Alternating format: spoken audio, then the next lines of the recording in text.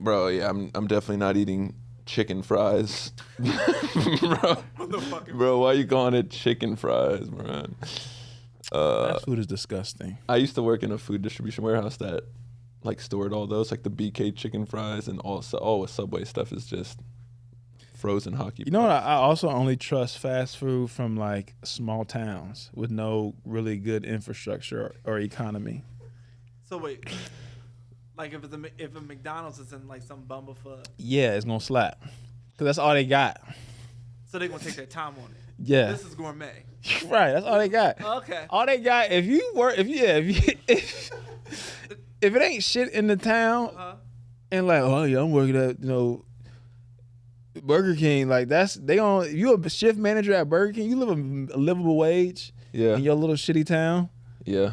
At Burger King or at fucking you the shift manager at Subway, you gonna give a fuck about them club sandwiches. Yeah. Chipotle's back in the Midwest. A buzz. Where you can buy a house for $200,000. Way better.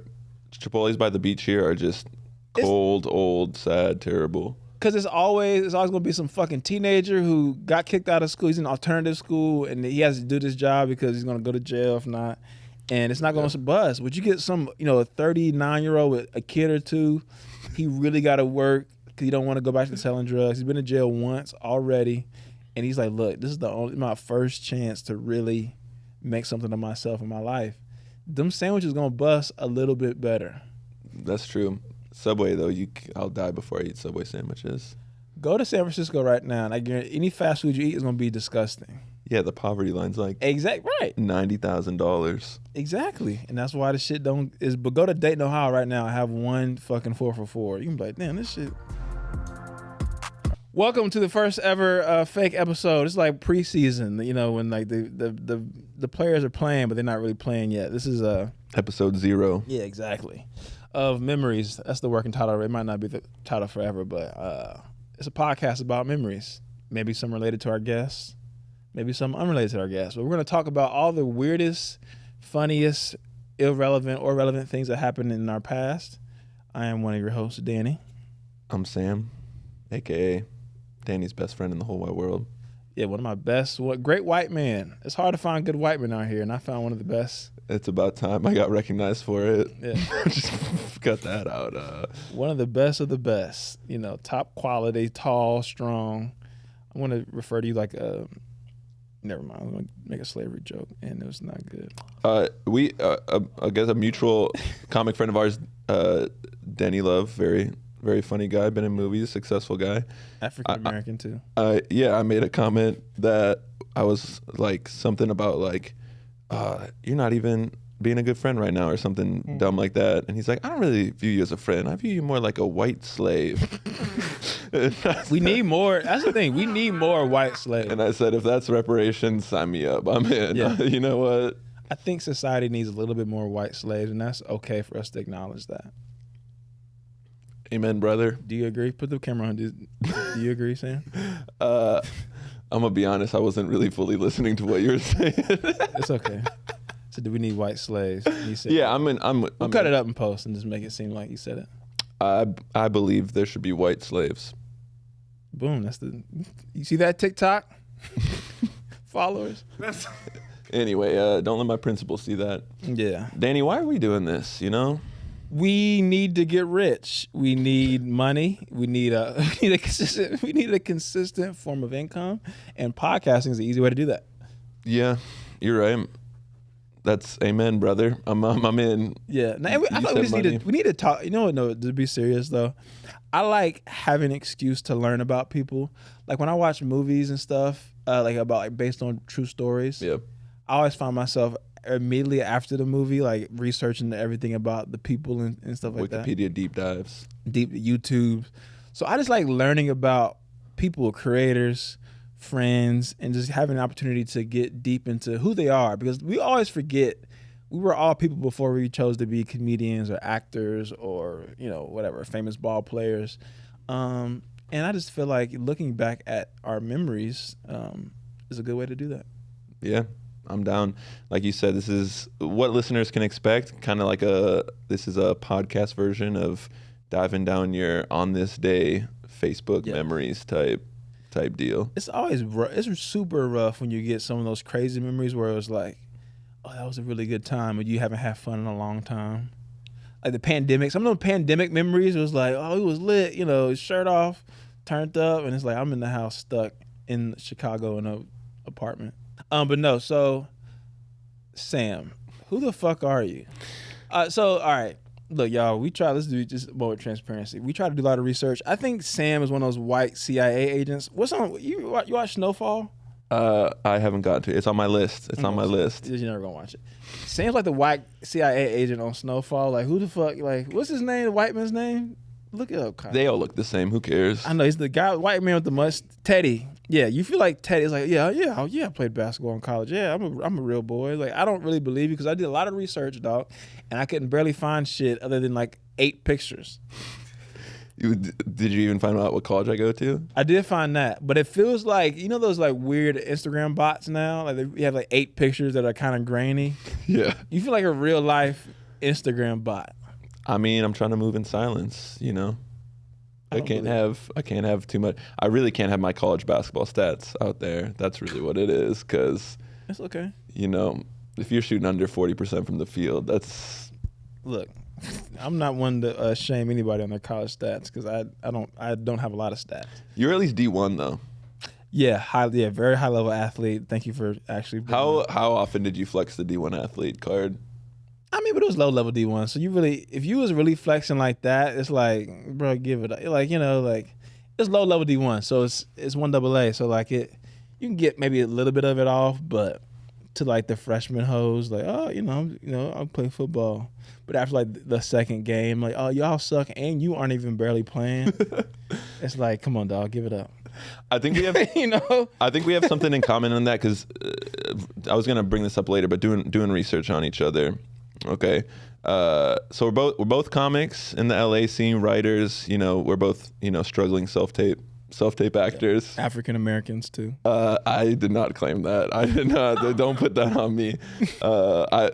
You should be proud of that if you are. I'm just not appropriating. I'm about to say, what's wrong with being African? You're getting real awkward. You know, I'm just not appropriating anything. I'm sorry. That's also Torrance is in the back. If you hear another nigga laughing, Torrance is over there. I am the other nigga laughing. But go ahead. I'm sorry. No, you're totally good. Gotta tell who the other fellow human beings are laughing. Yeah, I'm gonna say the N-word a lot, and I'm gonna try to reduce it because I want us to be famous. But if I do say it, you can say it. If I say it, we'll be famous in a not the way we want to be famous. We might need it. We actually might need to sacrifice your fame for my fame. Yeah, get you canceled so I can then get on like a bunch of interviews. The whole point of this podcast is Danny's just trying to trap me into saying the N-word. Fact. That's all. He found someone with medium clout on social media. Yes. Has enough followers where people will notice, and that's all this is. It's my job. Go ahead. I'm sorry. No, you're good. So both, comedians, whatever, writers, podcasters now, we both used to be former athletes. And I have a feeling we were similar in the sense that neither of us got to pick our college number. Oh, no. Because this man wore number 46 as a wide receiver. Bruh. 46. Talk about I wore 45 as a guard, which isn't, I mean, this was before Donovan Mitchell wore 45 and made it cool. But how does one end up with 46 as a wide receiver? That's a memory. So I went to 3 different high schools, but I've always had pretty decent numbers. And so when I graduated, the number I kind of always wanted was 7. Yeah. Now in high school, I got 7. Oh, you meant decent, like jersey numbers, not stats. Jersey number. I always wanted a good jersey. Yeah. I always had. Yeah, I'm sorry. I always had good jersey numbers. Exactly. Like growing up in Pee Wee, it was 24. I was outside linebacker and running back, so that was cool. And then I had 1 my freshman year. Then I had 81. Then I had 10. Then I had 7. Okay. So I like 10, but I love 7. At Bertram Trail High School. Yeah. So, oh my God, what the fuck is where they ran the triple option. Oh, what the fuck? How do you know this? I did my research. This is crazy. I don't have as much on you, so 25 Nancy Fly South. Crazy.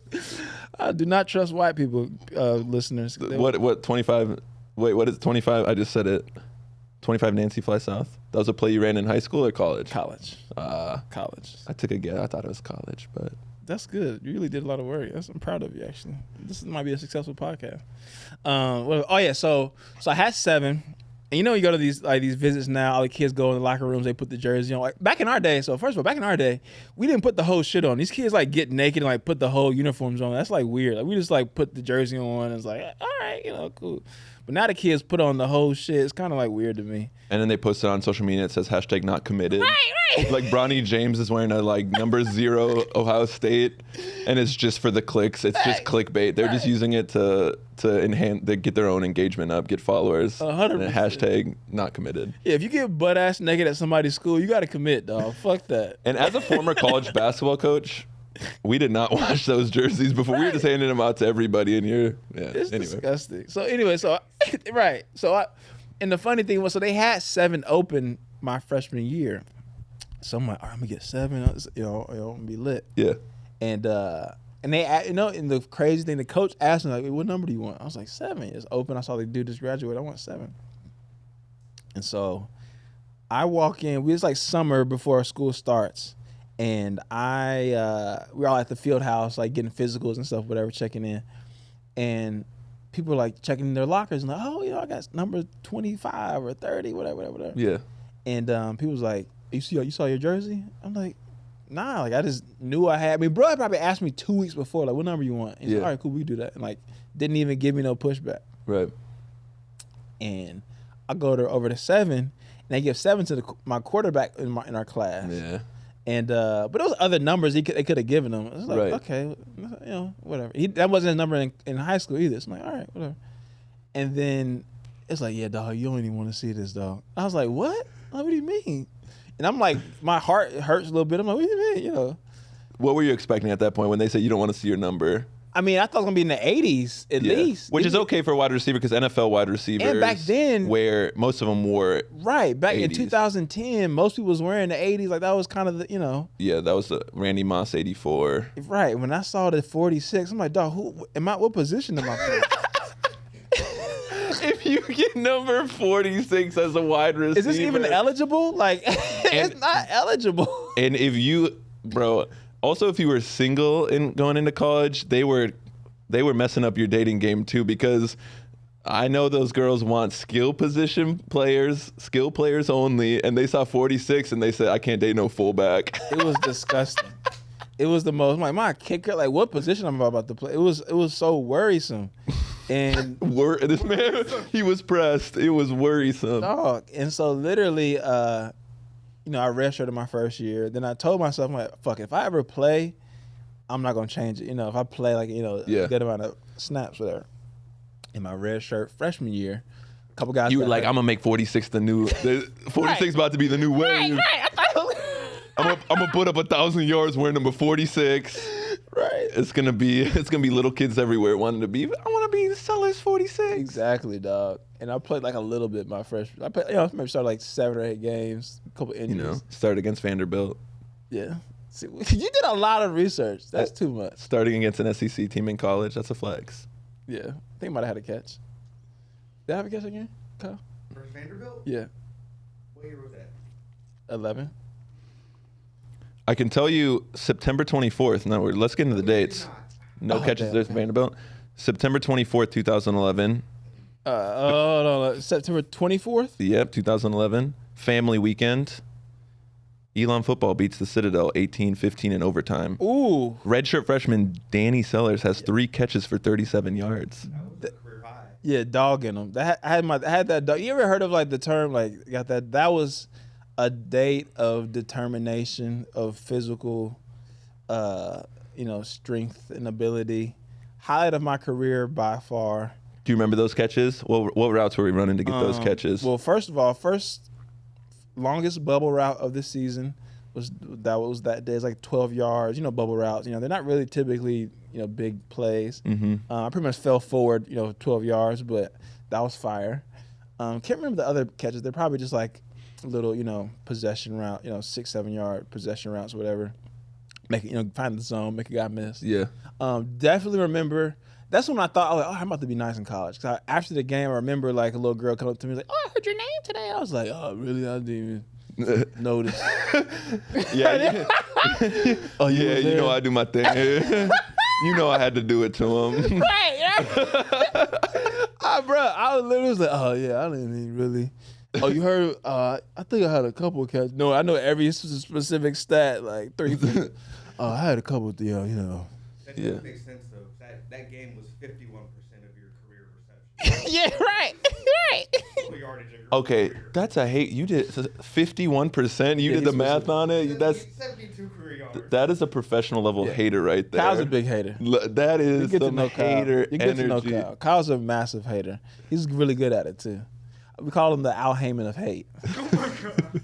If you know, Google Al Heyman. He's one of the best boxing promoters of all time. I don't know who that is. He did like Floyd Mayweather's career. He's like the man behind all of boxing. And anyways, yeah, that was a great day. Yeah, one of my boys played for the Citadel too from high school, so that was cool. Yeah, man, that was. I thought I was gonna be on my way, and I was, like Kyle said, 51. Half of my college career was that day. All right, let's just get into this now. All right. Well, I got a segment called "In My Defense." Okay. Okay, let me pull this up. We might have to put it up on the screen for people. Uh-huh. Okay, because how I know this is I just mainly I googled your name, check a little Elon stats, whatever. But then I just did a deep dive on the Instagram. Okay, December 5th, 2015. 2015 doesn't sound that long ago. Nah, we're definitely Yo. out of college. Instagram was a different place, y'all. People were This is that- posting grainy, rainy day photos with Yeah. captions like "realize, realize, realize." You know, it was that kind of time. Danny posts a picture. Let me just you do a pic collage. Instagram didn't even have. No. You had to like Pick Lab. Yeah, Pic Lab. You had to like download a whole app just to post a collage. And you here. I'll let you see. I'll let you see what you. Yes. Okay. It's actually inspirational though. Okay, let me read this caption for yeah, you, y'all. This This is man. actually inspirational. Go ahead. Okay, inspirational. This man was treating Instagram like it was LinkedIn Plus. I don't know. Facts. Let me tell y'all something about Faith. Top left, me 5 months ago on the back of her cycling truck. Yeah. Top right, me a week ago. Bottom, an offer letter to join a $1 billion startup in San big Francisco. Bees, bitch. $1 billion startup, and they was probably paying you $47,000 a year. Yeah, I didn't get any of those B's, but August 2015, I left my first job out of school for a couple of reasons. Stability and happiness being a couple of them. I left that great company with no other job to start next week. Needless to say, I didn't have months of money saved up. Being that I've been out of school for a little, bro, you're telling your whole life story. Yeah. This I can't read this whole thing. This goes on Yeah. paragraphs, y'all, multiple paragraphs. But at the end, you go, I post this picture and share this quick story to say, if you have a clear goal and plan for yourself, God is going to get you through what you need to get through. 2, never think you're too good for something. Life has a great way of humbling you. 3, have faith. How I went from working a $7.45 hour job minimum wage in North Carolina. to getting a job offer in the #1 technology city in the world with a $1 billion organization was because I knew I had faith in Danny. That dog in him. I had that dog in me. I mean, the funny thing is too, you know what I should have done? I don't know if I didn't look on MySpace. Those probably some even nastier captions. The MySpace captions. You ever? Like nasty. I didn't have MySpace because we had dial-up internet. Oh yeah, I forgot. Yeah. Too late. We'll get into your past. No, but can you just defend why you were posting LinkedIn posts? and Dog, I was Instagram? fighting demons. I was going through it, dog. I was 23, broke as fuck, and so all right. We're getting really deep into origin stories, but this is what I think this is for. So after school, I'm trying to be fast. After school, I moved to Charlotte, which is like a couple hours from Elon. Yeah. Started selling insurance. So mind you, What kind of insurance? life insurance. So mind you, funny. So I had another year of eligibility left, and I was like, bro, I'm done with school after them 3 catches. I got my 3 catches. And I'm out. And I wasn't playing enough, and I was like tired of college football specifically. But it would have been your 5th year. You redshirted, so it would have been your 5th year. Yeah. I there mean, I anyway, graduated. so, Yeah, I graduated. Right, I was the same way. And I was ahead of my studies, so I was like, I don't need to go back. And I was like, fuck, I'm over it. So, anyways, I go into the career office, and old girl's like, what do you want to do? Like, what kind of career do you want? I was like, I don't know, something cool. I just don't want to sell insurance. And lo and behold, the first gig I got was like doing something that I did not want to do, but it was just like my insecurities or my, trying to be an adult, right. trying to force me to do something that seemed cool. And Wolf of Wall Street just dropped, and I was like, I'm about to be fucking Wolf of Wall Street on these niggas, so this is my vibe. Selling insurance. Yeah, like you know, because it was like it's insurance, but then you get into like securities and stuff. Yeah. You get like it's like insurance is like the base level. The harm that Wolf of Wall Street did to bros, Facts. Millennial men. It was like my you got senior that year. job, and I bet you immediately on the car ride home we're going, you were like, I'm about to get this bread. Yeah, no, that's what the vibe was. And so long story short, I quit that shit after. I Like wish you would have made that Instagram caption long story short, because that shit was seven paragraphs. Did I get it? How many likes did I get? The hoes probably liked it back then. 2 likes.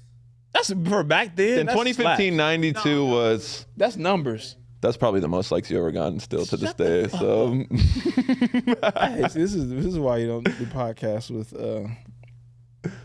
oh, you want to ask what the most likes I've ever gotten on an Instagram post? no, that with thousands of. Over 500,000. Thank you. Wow, that's crazy. That's toxic, actually. Yeah, what an obnoxious flex. Anyway, so But yeah, so anyways, long story you short, thought you were going to be Jordan Belfort. I quit the job, like I always do, and didn't have anything else really lined up, and I just fucking was doing temp service shit. And it's funny though, even looking at that now, the first pilot that I am writing now, one of the scenes I took it out now, but one of the scenes that kind of started it was the kid was on the back of a pickup truck, a garbage truck, and going into a tech job. The pilot I'm writing now is based off that time in my life essentially. So that's a really good memory though. It was the hardest day of work I ever had. Have more to do in my life. shame. Nah, fuck that. The movie the TV show that I'm about to make is based off that time in my life. You make a great TV show. Delete that off Instagram. Just See, people like Sam who delete the embarrassing shit off. I feel like unless you unarchive or undelete those embarrassing posts of yours, this isn't fair. Cause yours goes from like it's a couple dog pictures and like you and your wife, and it's like, oh, now I'm fucking famous on TikTok. yeah, I don't want people seeing me as a regular person who's posting. Let me tell you about faith, okay? You were live, laugh, loving your captions, my guy. 92 likes. That 92 likes was slapping. 92 likes is pretty good. That's like 92 likes back in like the early 2010s, like was reserved for getting engaged. Facts. And I probably only had like 400 followers too. So that was a good little. Yeah. So like no hashtags barely. The probably percentage of likes you got to followers was the same percentage as your catches versus the Citadel to your career catches. So. This is racism. You ever heard of racism? This is what racism looks like. Let's stay back in this 2014 era because. Okay. All right, go ahead. What's the first thing what's your first thought when you hear just a black man? Ooh. Hold on. First of all, put a camera on me. These are some slap moments.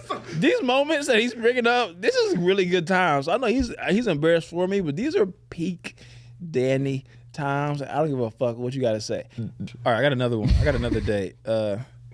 Since we want to fucking dig deep. April 11th, 2011. Do you remember what? This is the day it was posted. So I don't know what. April 11th, 2011. 2011. This is the date that the thing was posted. I graduated high school that year. I don't know. What was up there? Prom. Want to know what's even embarrassing about that? I'm going to just try to make this as zoomable as possible. So as you speak, go ahead. Shout out Parker. Yeah. Rest in peace. Rest in peace, Parker the Poodle. Yes. That's the only school dance I ever went to. Damn. In senior high. Damn. Hold on. So what happened? You just was like, we not really fucking with Sam for real? I was just self-conscious. I was like, probably no one wants to hang out with a redhead with acne. Facts. That was probably true. And the only way people danced back then was grinding. Yeah. Which I don't know if that's still the case. I should know, but I don't go. I'm a high school teacher now, or I used to be, and I don't go to dances for that reason. I don't want to know what kids are doing on the dance floor. But grinding was the only way, and I was just like, what if I do it wrong? So I just didn't go to school dances. You was at home just like fighting demons while everybody was having a great time? Yeah, I was just like, hey, Dad, you want to watch Lord of the Rings again? He was probably mad as fuck. Damn, get this lame ass nigga out of my house. Yeah. That's crazy. But that's I miss that hairline. That's about the only thing that I miss from those days. That's the only thing I miss. Oh man, so all right, proms. Is that your senior prom? That was my senior prom.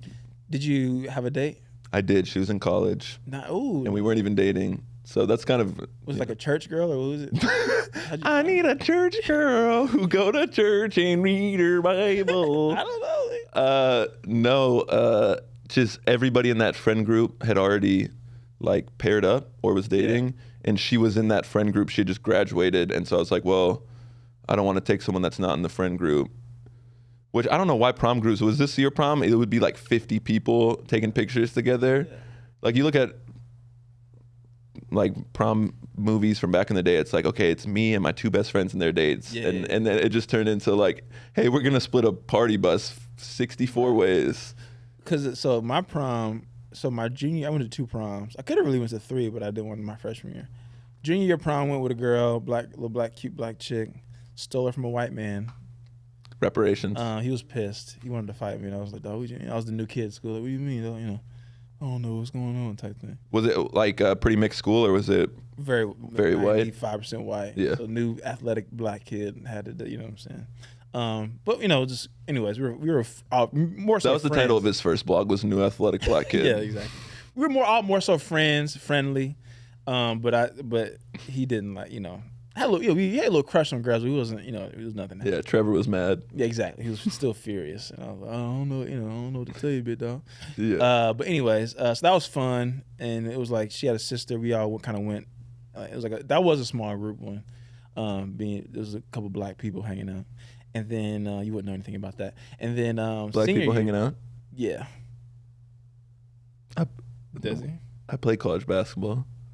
But remember you told me before we started recording, you was like, yeah, I never really hung out with black people in college. No, you just like...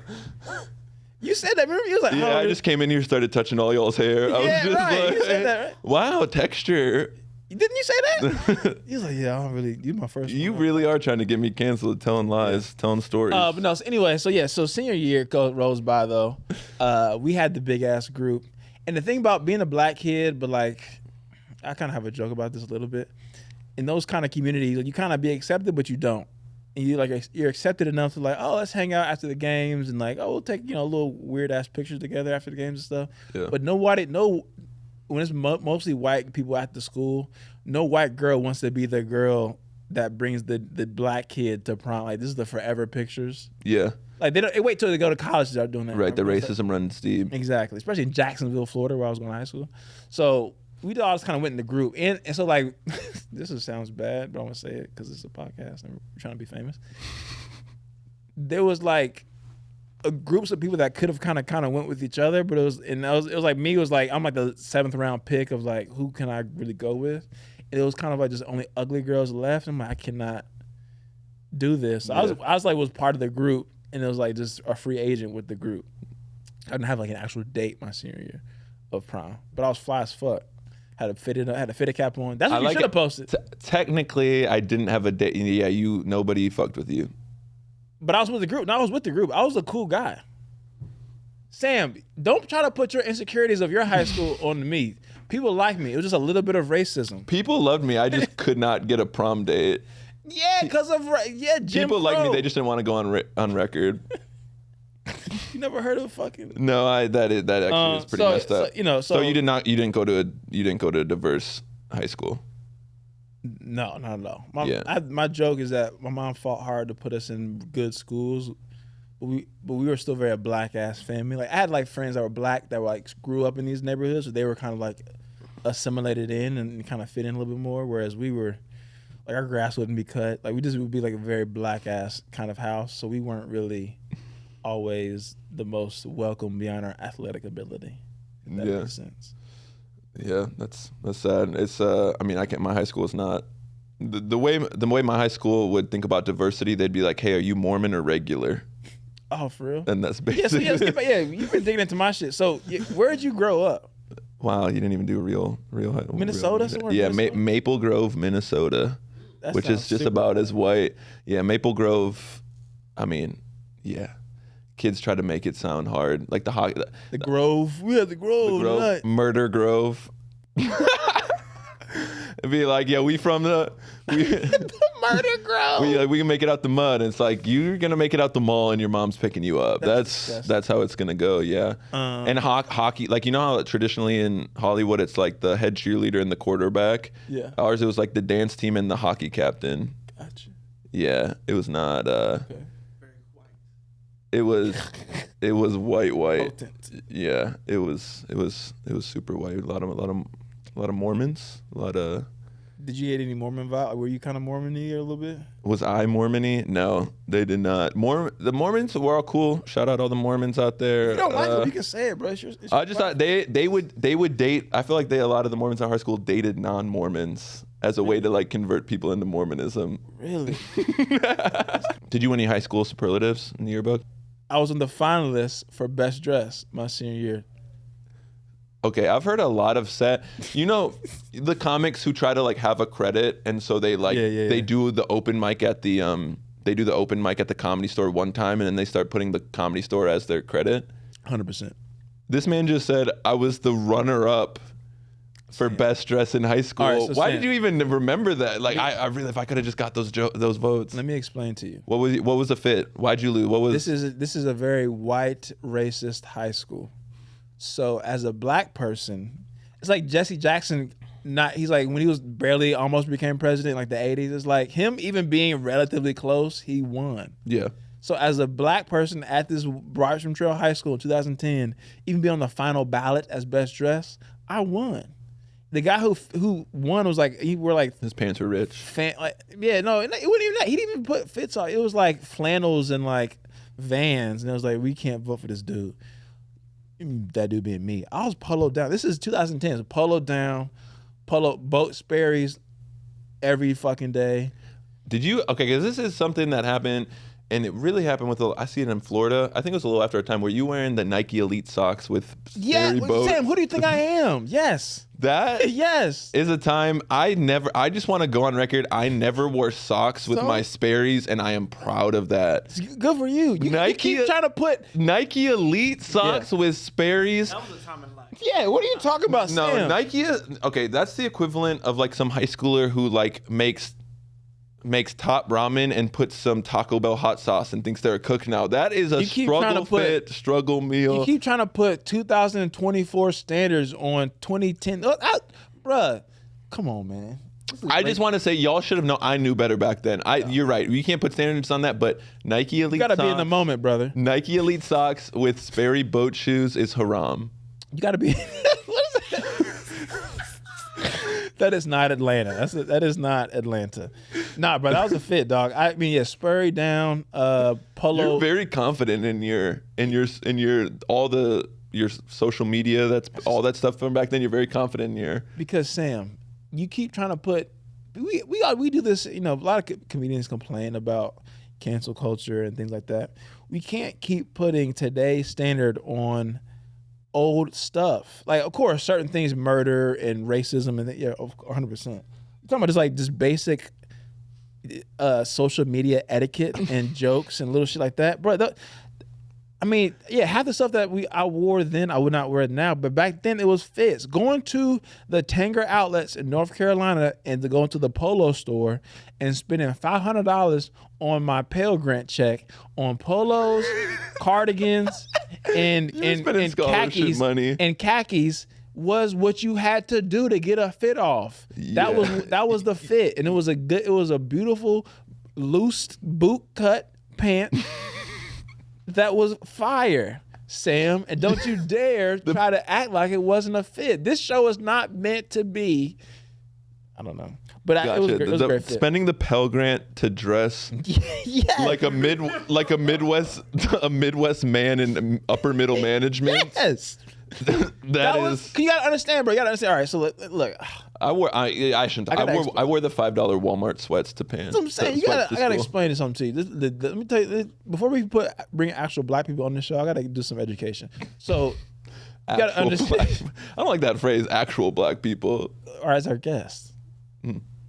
I'm one, but then we'll have another. Oh, like actual guests on the yeah. Anyways, I detracted. Go ahead. So you got it was an era where black African Americans started putting on we had the black clothes, the Nietzsche, Echo is owned by a white man, but the whole era of black clothing, South Pole. Yeah, South Pole, all that shit.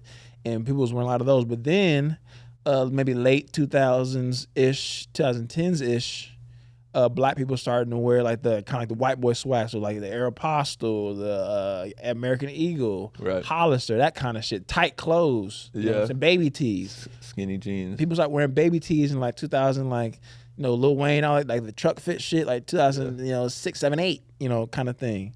And then after that, it was like Polo had always kind of had this arc within the community, but it really, really popped again with like Young Dro and like all them guys. Polo down, like at that era, the 10s, 11, 12s, 13s when you're talking about. So that's fit. Yeah, you were dressed like someone's fucking lawyer, but that shit was putting that shit on. You were wearing the phone clip. You were wearing Yes! you were wearing the glasses with Yes! fake lenses. Did you do the double polo ever? No, polo under that's a polo. Nasty. That's nasty. But the polo hats, polo boots. Look, see, that's another thing. People keep talking about polo boots. You ever had polo boots? Nah. As a Midwest, you never had polo boots? That's crazy. No, I got basketball shoes and one pair of shoes, and that was it. That's so white. Goodness gracious. I didn't wear them in the house though, so that's at least. Okay, I'm disappointed. Anyways, I still will never accept defense of wearing Nike Elite socks with.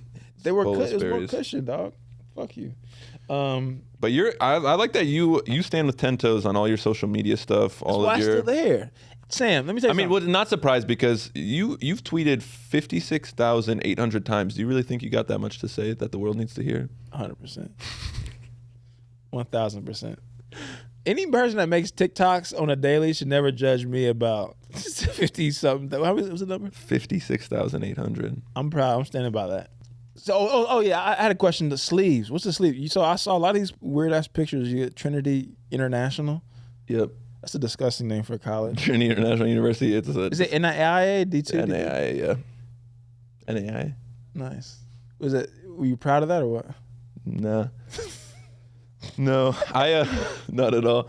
But I shouldn't have even played college basketball. Like AAU, I would like be playing at like tournaments where it's like all D1 coaches were playing against like, D1 talents, not the high majors, but like the kids going to Bradley, and I'd drop like 20 points and people come talk to me. Shooting or just off dribble or what? Yeah, like a little mix of both, but like I was in AAU, I was confident. So yeah, like hitting outside shots for sure, shooting threes. And then, but my high school season, I don't know what, I had no confidence. So like I was like our seventh man. And so coaches would come see me play high school basketball and they'd be like, oh, never mind. He kind of sucks. Cause like I don't want to be like, coach hated on me. Nothing. I didn't really like put myself in a position to succeed. The coach didn't really mess with me. Also, I had long curly red hair, whatever. So I didn't play. A couple of D3s were talking to me. I just was burnt out on basketball, decided to quit and went to school just to go to school. And I realized I missed basketball. Your freshman year? Yeah. And then I think my dad, through like a friend of a friend, got a connection at this school in like Chicago area, Trinity International. And he was like, okay, like, you can come like in the summer. Like if you, I'll give you like a chance, see if you're worth giving a scholarship to. Like come do this like tryout. So I'm thinking like the team's gonna be doing, like okay, they're gonna be running fives, maybe do some drills, whatever. Bro, it is just me and this coach 1-on-1 in the gym, and he's just making me do like what? He's just like doing like different shooting drills, different full court layups, and I hadn't played basketball in a year. Bro, we get done, and he starts talking to my dad and me, and I threw up. Like I was so out of shape. But I tried. I'm like, well, I'm trying to get a scholarship. So I was literally holding my throw up in my mouth, going, as he's talking to me. Like, so I don't know. Like, you think you could fit in this like kind of culture? I was like, I kind of look at my dad, and he kind of was like, what's going on? So he starts talking. I'm like, and I like go to the drinking fountain. And I like try to like sneak spit out the throw up. Disgusting. And then I was like, yeah, no, it was a good workout. And then I got a scholarship, so it worked out. That's tight. Yeah, but the sleeves, that was your original question. I don't even answer the question. I wore long sleeves when I played. Like allergies or what? Someone sees a pale redhead and they just have to. Like, people would chant the names of different like opposing or rival school. Just started chanting different skin diseases at me because they saw me wearing long sleeves. Yeah, it was crazy. Alopecia. Yeah, that's yeah, for sure. Keep my name out your mouth. Will Smith's gonna slap you for that one. Exactly, they were doing that stuff. But the reason I wore it is in high school. This isn't even that interesting. In high school, we had like those practice jerseys that were like didn't like take any of the sweat in, and they were like super baggy. And we'd play in the summer league hot gyms. So I would just wear a long sleeve T-shirt so I could use that as like a sweat. And in summer league, I was like balling out, dunking on dudes. And then in season, I was playing terrible, so I'm like, well, let me do a super I was playing great when I wore a long sleeve. So in high school, I just straight up wore a long sleeve, not even like Under Armour, just a straight up long sleeve T-shirt underneath my jersey, like baggy off the elbow. That's disgusting. Yeah, and then played college basketball for a bad team, and then coached college basketball. And How was that? Yeah, 'cause I played on a bad team too, and I was just watching Last Chance U. Great show. ELAC. And seeing those kids like the community colleges, and it's like it's funny because a lot of these schools will be like the shows at the Last Chance U, like we're gonna go to a better place after we leave here, but it's like, I mean, there's a lot of places that maybe are even bad 1AA or in football or like low mid majors that like it's not gonna be that much better than like a little shitty room in like a little small gym. So like, how was it? Was it like they kind of did y'all get love on campus? Was it hoes there? Was it like I'm outside? I mean, we had the most like lame campus of ever, but it was like, I mean, yeah, it was kind of cool. It was whatever. It was just like it was one of those things where it's just like, okay, the alternatives, you could go to like a better, maybe like a bad D1 school and like sit the bench, or you can actually get like, I get to play 30 minutes a game. Right. Whatever, and play against some, guys who are going to go pro. So, I met my wife early in college, so I mean, she liked that I was on the basketball team. It was a real ring before spring kind of Christian school. So, oh yeah. Yeah. We met in Old Testament class. Oh my God! Not even the new one? No, not even New Testament. I was like, yo, baby, why don't you come over to my place and read Leviticus with me? Leviticus! No, that's crazy work. Yeah. Trying to holler at a girl in the Old Testament. Yeah, I did Genesis. the whole thing like, yo, we should study together. And then we're just reading about like famines and like locusts coming and destroying the crops. So we kind of both had kind of really weird paths to get to like where we're at now. Yeah, like you in made the comedy. Made fun of my fucking post about me being on the dump truck, then moving to San Francisco and moving to Chicago and moving here and having sales jobs or whatever. You were a college coach after, and then you were a teacher and a substitute teacher. So like, how did you get to the stand-up part? Like that seems kind of like a left turn. Because I was most class clown in school, so I kind of was like bred for this. I was in the felt different. Yeah, you got that dog in you. Yeah, but you didn't have any of those accolades. So go ahead. I just always I don't know. I had people like be like, oh, you should like, have you ever thought about doing comedy? You should do comedy. And I just thought it was like, I thought everybody wanted to be class clown. To be honest, looking back, like everyone's like their most important part of their day is figuring out what they can say in class to get people to laugh. And I found like some people actually just want to be like in the background, like they don't want. And I'm like, that's like a foreign thought to me. Like I'm like, no, everyone wants to be like say the funniest thing they can. Yeah. So I just always thought like, I want to do this, but I can't do it. And finally enough encouragement, I was like, okay, I'll try stand up, but I didn't really have anything to talk about. So I just started talking about like my experiences as a teacher. Yeah. And it kind of gave that everybody's been to school or done stuff like that. So it's like everyone can relate to school stuff. And now like I quit teaching because I can do enough social media stuff and comedy. So like I can kind of lean into that, but I still substitute teach from time to time. And you just get no respect as a substitute teacher. These kids are savvy these days. Like I used to think if there's an adult in the room, I have to respect them. Like these kids like will get up to leave and I'll be like, hey, where you going? And they're like, you don't even know my name. And then they'll just walk out the door. And it's hard, especially I don't give respect. This is a lesson I learned as a substitute teacher. Don't read when you take attendance. Don't read the list. go around and make the kids say their name. Yeah. This is free game for y'all, by the way. Substitute. Any substitute teachers out there, don't make the kids go around and have them say their name and check them off, because I was at a school with a lot of Latina students, Latinx students, and I'm just going through the list, but I'm like stuck in my experiences. So I see a name, SAUL, and I'm like, is Saul here? And the class just starts dying laughing. They're like, Saul? Who's Saul? And I realized, I'm like, oh, is it Saul? And they start dying laughing. And this little Aaron type shit. And this little Latina girl is like, leave this white man alone. He's trying his best. And you got to sit in the room for the rest of the The amount of white guilt that filled me when a little brown girl is trying to defend me when I was the one who messed up their culture.